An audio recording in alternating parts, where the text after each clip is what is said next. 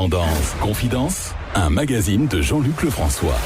Bonjour, bienvenue sur Tendance Ouest en Normandie, entre 8h30 et 9h. Aujourd'hui, j'accueille Jean Galabru. Bienvenue sur ces fréquences de Tendance Ouest. Oui, bonjour. Écoutez, bonjour à tous vos auditeurs. C'est matinal, 8h30. Moi, à cette heure-là, en principe, j'ai du mal à émerger, mais enfin bon, je sais qu'il y a beaucoup de gens qui se lèvent tôt, surtout en Normandie.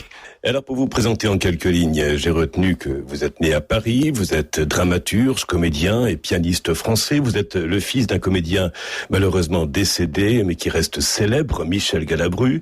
Vous enseignez le théâtre au sein du cours Galabru, école de théâtre fondée par votre père Michel, afin de transmettre son savoir et sa passion. La Normandie, c'est aussi le lieu de la poésie, c'est aussi le lieu de plusieurs auteurs bien connus. Est-ce qu'il y en a certains qui vous viennent en mémoire au début de cette émission? Évidemment Corneille, les deux, Pierre et Thomas qui ont habité Rouen très longtemps, et Molière qui, dit-on, en remontant du Midi, au lieu d'aller à Paris, est allé passer quelque temps à Rouen et peut-être le début d'une collaboration. On a souvent évoqué la collaboration entre Corneille et Molière. Il est certain que la ville de Rouen, pour les gens de théâtre, est très importante, oui. Molière, évidemment, nous en parlerons aussi pendant cette émission, ce dimanche matin avec vous, Jean Galabru. Quelle est selon vous la mission ou le propre du comédien ? Le propre du comédien, c'est d'être vide. Il se remplit des personnages, il se remplit des caractères qu'on lui demande d'interpréter. Il y a un vide, je pense, de caméléonisme propre au comédien qui a besoin de vivre par procuration, parce que il est probable que lui-même, au fond, n'est pas grand-chose. Voilà, je navigue entre le fait d'être vide et d'essayer de les amuser, de les faire un petit peu réfléchir sur leurs conditions. Oui, voilà, c'est un mélange, c'est assez amusant. Voilà, puis ça donne du recul, voilà, c'est-à-dire qu'on peut pas se prendre très au sérieux, surtout que on ne peut pas être un artiste sans être empreint d'humilité. Et vous parlez à l'instant des artistes. Quelle est la spécificité, s'il en est une, de l'art des comédiens ? L'art des comédiens, on parlait de Molière. Molière est notre saint patron, si je puis dire. C'est le fondateur de l'école moderne de théâtre. Et j'ajoute qu'elle est unique au monde, parce que nous avons le plus grand répertoire dramatique. La langue du XVIIe siècle est inégalée. Il n'y a pas un pays qui ait une richesse égale à la nôtre. En fait, ça va très vite. Il y a une espèce de tradition orale entre les comédiens, c'est-à-dire que, par exemple, le professeur de mon père, qui était Louis Jouvet et Denis Dinès, tout ça, ses professeurs au conservatoire, les professeurs de ses professeurs, on remonte à Alfred de Musset très rapidement, on remonte à Beaumarchais. Vous comprenez, ça va. Ce sont des traditions qui se transmettent comme ça, des secrets un peu oralement, parce que à part quelques livres de comédiens très prestigieux qui ont essayé de résumer et de faire des traités, si on peut dire, sur notre art, c'est un art qui se transmet essentiellement de bouche à oreille et d'expérience de maître à élève. Il y a un compagnonnage, si on peut dire. C'est vraiment un artisanat et c'est un art qui se transmet d'une manière très empirique, parce que une des choses les plus abstraites qui soit, l'art dramatique. Nous jouons sur les sentiments humains, donc c'est très très très compliqué et très ténu et très très inexplicable. Donc voilà, et tout ça c'est une tradition et j'aimerais qu'elle ne se perde pas trop, et elle est un petit peu en train de disparaître, et ça c'est grave, parce que on risque de faire perdre le goût. Vous voyez, il y a de très mauvaises chaînes de restauration qu'on appelle rapides. Eh bien, nous aussi, nous avons une sorte de restauration rapide du théâtre. Il ne faut pas faire ce métier pour être connu. Il faut faire ce métier parce qu'on l'aime, parce que c'est parce que la déception risque d'être au rendez-vous. C'est un honneur d'essayer de distraire son prochain. Qu'est-ce qu'il y a de plus beau ? Et quel est selon vous le plus grand talent des artistes ? On doit être humble, parce que l'humilité met déjà en position d'apprendre. À partir du moment où on s'examine avec lucidité, on est en position d'apprendre, de recevoir de quelqu'un, d'un autre, d'un maître, de quelqu'un qui est passé par là où vous êtes passé et qui peut vous débroussailler un petit peu, peut vous mettre sur les voies. Et est-ce que cela peut s'apprendre en cours de théâtre ? Oui et non. Ce que l'on transmet, c'est les perspectives. On ouvre la voie devant un jeune, on lui montre les auteurs, on essaye de lui faire prendre la bonne voie tout de suite, au lieu de tâtonner, au lieu de... Voilà, c'est ça. Après, c'est à lui de travailler, c'est à lui de progresser. On ne peut pas tout faire, mais je pense qu'un grand artiste ne peut être qu'humble. Parce que si on est plus humble, on se sclérose immédiatement. Et un artiste qui se sclérose, c'est un arbre qui meurt, c'est un arbre qui s'étouffe lui-même. Le propre de l'art, ça n'est pas d'aboutir, c'est le chemin. Voilà, parce qu'on ne trouve jamais la perfection. Tous les artistes vous le diront, ils sont perpétuellement insatisfaits. Ce qui compte, c'est le parcours qu'on emprunte. Jean Galabru, vous êtes dramaturge, comédien, mais vous êtes aussi un pianiste.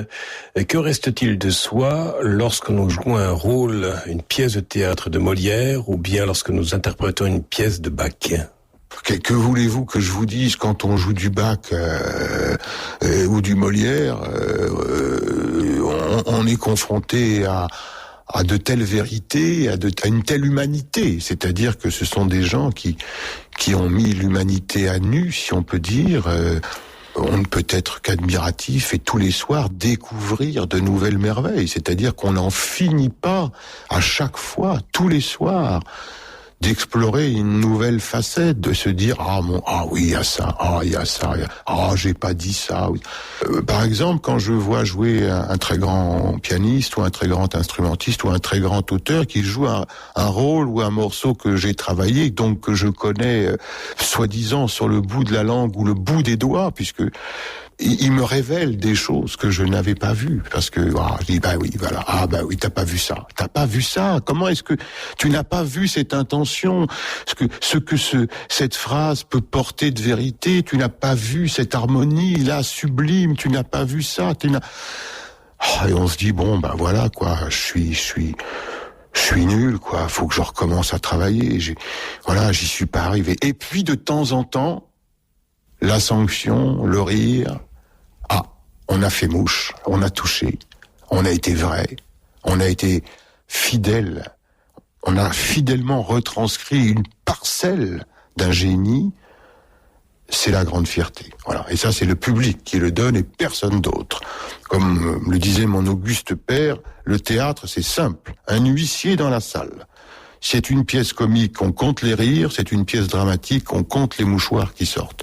En dehors de ça, tout le reste, on peut vous expliquer tout ce qu'on veut, et Dieu sait si on en raconte, et si on explique les pièces de théâtre et les mises en scène. Si vous ne riez pas, je le répète, à Molière, à Feydeau, à Guitry, et si vous ne pleurez pas à Racine, la Dame aux Camélias, c'est qu'il y a quelque chose qui ne va pas. Jean Galabru, vous êtes l'invité de Tendance Confidence, et je rappelle que vous êtes le fils du regretté Michel Galabru. Comme lui, vous êtes acteur, comédien, et avec vous nous parlons de cette thématique et de l'importance de jouer un rôle, d'incarner une parole et en quoi cela engage. Nous allons continuer d'en parler en seconde partie d'émission avec vous. C'est Tendance Confidence sur Tendance Ouest. Et suite de votre magazine Tendance Confidence, ce dimanche matin, aujourd'hui j'accueille à ce micro Jean Galabru, le fils de Michel, un comédien bien connu. Avec vous nous parlons de cette importance d'incarner un rôle au théâtre et en quoi cela engage aussi. Qu'est-ce que vous acceptez de nous dire en seconde partie d'émission sur votre père, Michel ? Mon père, il était l'humilité même, il était la timidité même, c'était comme beaucoup de grands comédiens, un introverti. Il faisait confiance d'emblée. Alors ça lui a amené pas mal de déconvenues parce que il ne pouvait pas imaginer quelque chose de tordu. C'est-à-dire que ce n'était pas dans son esprit. Et un menteur, un homme malhonnête ou une femme malhonnête pouvait le rouler très facilement parce qu'il ne concevait pas que quelqu'un puisse avoir l'esprit assez tordu pour échafauder des choses aussi mauvaises ou méchantes ou malhonnêtes. C'était un homme d'une grande lucidité, d'une grande culture, d'une grande intelligence, mais il était confiant. C'est le trait principal du caractère de votre père, Michel Galabru, c'est-à-dire l'homme de la confiance. Oui, confiant, tolérant, tellement généreux que les gens, à force, finissaient par trouver que c'était normal d'abord, naturel ensuite, et petit à petit, comme mon père ne disait rien, ils prenaient leurs aises, forcément. Finissaient par le voler, par faire des choses puisque mon père ne disait rien, il admettait tout, il pardonnait tout. Il finissait par avoir des gens autour de lui qui étaient vraiment néfastes. Alors de temps en temps, ils faisaient le ménage parce qu'ils allaient trop loin.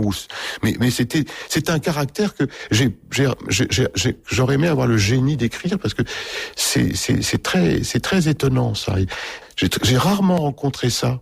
Et pourtant, c'était pas un naïf. Il était extrêmement perspicace, extrêmement clairvoyant sur l'humanité, mais les autres lui inspiraient confiance. Je peux pas vous dire, c'était très étonnant. Voilà. Alors, il m'a tout appris, sauf la musique, je le répète, parce que lui, il écoutait que du Tino Rossi, mais d'ailleurs, Tino Rossi est un merveilleux ténor, mais il avait la musique, je le dois à un autre grand comédien, je le dois à Pierre Freinet, vous savez. Et comment votre père vous a-t-il donné le goût du théâtre ? Il me l'a pas enseigné, il me l'a montré tous les jours de sa vie. Parce qu'en fait, un comédien est un imitateur d'humanité, est un observateur des autres et de lui-même.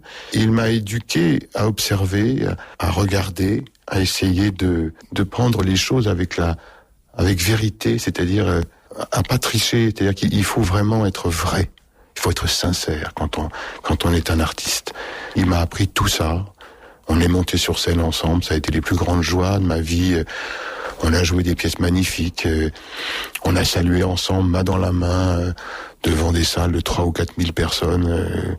Il nous a tous abrités, toute sa famille de comédiens, tous mes amis, tous les gens, et on jouait à l'ombre d'un grand chêne comme ça. Et on était bien à l'abri, et en même temps, il nous faisait profiter de tout son art, toujours sans se prendre au sérieux, comme tous les grands artistes. Il n'y a pas de prétention. C'est la plus belle leçon. Moi, c'est à ça que je juge quelqu'un. S'il vous rabaisse, ça n'est pas quelqu'un de valeur. Et ce sont toutes ces valeurs que vous essayez aussi de livrer au public qui vient vous applaudir et vous voir sur scène à l'occasion de différentes pièces de théâtre. Nous avons tous une vérité, quelles que soient nos capacités, quels que soient nos dons. Nous avons tous une valeur, tous une richesse. Et donc, le grand artiste aime les autres, forcément. Et il veut surtout en être aimé, car l'artiste est un homme qui a besoin d'amour. Et par le biais de son art, il recueille le suffrage du public qui rit parce qu'il le fait rire, de l'auditeur qui a les larmes aux yeux parce que c'est beau, du monsieur qui va voir une belle toile qui est ému, voilà. Et l'artiste, sa récompense, c'est ça, c'est l'amour du public. Par rapport à ce que vous venez de dire à l'instant, Jean Galabru, je rappelle que vous êtes comédien, dramaturge, que vous êtes le fils de Michel Galabru. J'ai la chance de vous accueillir pour cette émission Tendance Confidence, diffusée sur la première radio régionale et indépendante en Normandie. Nous pourrions dire avec vous que ce qui fait la grandeur d'un personnage, c'est aussi sa simplicité. À chaque fois que j'ai rencontré un grand homme, j'ai rencontré la simplicité, la proximité. Vous comprenez ? Revenons à Molière. Voilà. Je pense qu'un Molière, c'était ça. C'était un homme comme ça, la proximité, avec sa troupe, avec ses comédiens, tout ça. Vous comprenez ? Ces gens-là ne se prennent pas au sérieux, mon Dieu. Votre père, Michel Galabru, a fondé des cours de théâtre qui portent son nom, avec une belle devise que vous avez écrite et qui dit en substance « Enseigner aux autres, c'est apprendre soi-même ». C'est non seulement du théâtre, mais aussi une belle école de l'exigence. Oui, c'est apprendre soi-même. Moi, je le dis à mes étudiants. En fait, c'est moi qui apprends le plus dans l'histoire, parce qu'en les faisant travailler, je travaille avec eux, parce que je cherche en même temps qu'eux. Parce que nous abordons toutes sortes de rôles que j'ai jamais joués. Vous comprenez bien que quand j'indique Andromaque ou Phèdre ou Alceste bref, tout le répertoire, il y a des tas de rôles que je n'ai jamais joués parce que c'est pas mon emploi. Je me vois pas bien en Phèdre, mais malgré tout, je dois aider, je dois essayer de porter la comédienne qui aborde ce rôle, qui est si difficile et qui est si complexe. Et donc je travaille en même temps, je cherche en même temps et je travaille beaucoup parce que eux, ils travaillent une scène, mais moi j'en travaille 10 ou 12 dans l'après-midi ou dans la soirée. Et donc oui, je pense que tous les professeurs doivent ressentir la même chose. Et il y a des scènes que j'ai fait travailler des dizaines de fois et brusquement, je dis, comme je vous le disais tout à l'heure, je l'avais pas vu ça. Vous êtes devant un Velázquez, vous êtes devant la Ronde de nuit de Rembrandt. Vous pouvez contempler ce tableau pendant des siècles, vous trouverez toujours quelque chose que vous n'aviez pas vu. C'est le propre des chefs-d'œuvre. Et peut-être que l'une des difficultés pour vous comme comédien, c'est d'incarner un rôle qui, au préalable, ne vous plaît pas. Vous savez, nous n'avons pas toujours le loisir de jouer des choses qui nous plaisent. Parfois, la nécessité dont je parlais est là. Bon, il faut trouver, même dans les choses qui ne nous plaisent pas, un intérêt.